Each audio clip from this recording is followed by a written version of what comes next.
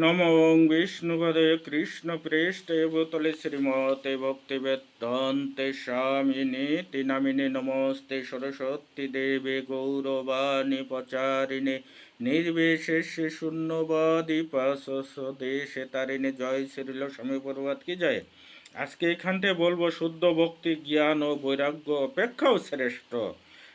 তাই 31 নম্বর শ্লোকে অনুবাদে কি বলছেন, সুতরাং যে ভক্ত নিবিষ্ট চিত্তে আমার প্রেমময়ী সেবার রত হয়েছে, ইহলোকের সর্বোচ্চ সিদ্ধি লাভের জন্য সাধারণত জ্ঞান এবং বৈরাগ্য অনুশীলনের পন্থা তার জন্য নয়।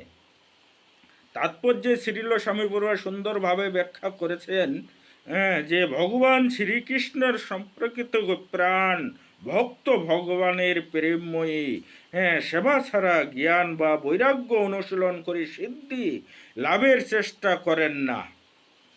ভগবান শ্রীকৃষ্ণের প্রতি ভক্তিযোগই হচ্ছে পরম দিব্য পন্থা।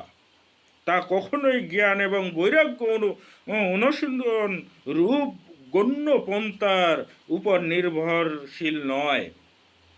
পরমেশ্বরের ভগবানের মহিমা শ্রবণ এবং কীর্তন করার মাধ্যমে তিনি আপনা থেকে সমস্ত জ্ঞান উপলব্ধি করেন।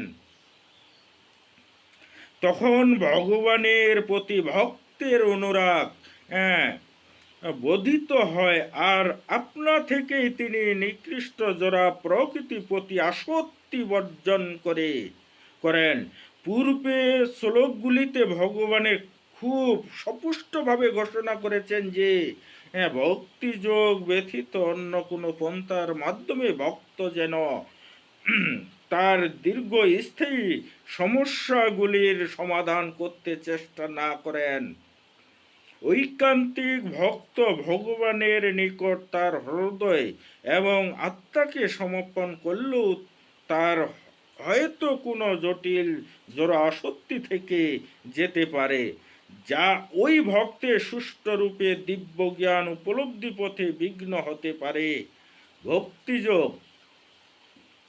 ভক্তিযোগ কিন্তু কালক্রমে আপনা থেকে এইরূপ দীর্ঘস্থায়ী আসক্তি দূর করতে সক্ষম। ভক্ত যদি ভক্তিযোগ বহির্ভূত জ্ঞান ও বৈরাগ্য অনুশীলনের মাধ্যমে নিজেকে শুদ্ধ করতে চান, তবে তাতে ভগবানের পাদ্য পদ্ম থেকে বিচ্যুত হয়ে দিব্য পন্থা থেকে সম্পূর্ণ পতন ঘটার বিপদ থেকেই যায়। যে ব্যক্তি ভগবানের প্রেমময়ী সেবা ছাড়া অন্য কোনো পন্থার মাধ্যমে নিজেকে শুদ্ধ করতে চান, তিনি ভক্তিযোগের দিব্য শক্তি ভগবত করুণা কিছু বুঝতে পারেননি।